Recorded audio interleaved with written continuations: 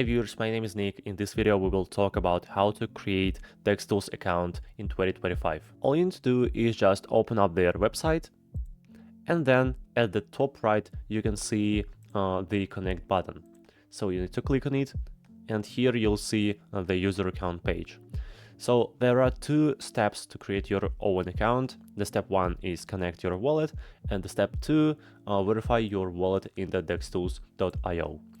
First of all, click on the connect button right here, and now you need to connect your wallet. For example, you can connect your MetaMask, OKX wallet, or just select another wallet. For example, let's click on the Phantom wallet in my case.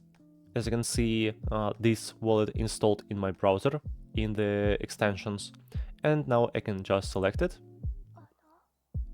unlock my Phantom wallet, and connect it to Dex tools. As you can see, the step one is completed, and now I need to verify my wallet in the Dextools.io.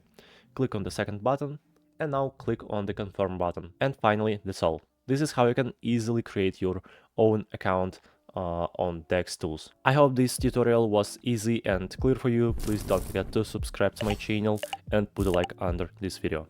Thank you very much for watching. Goodbye.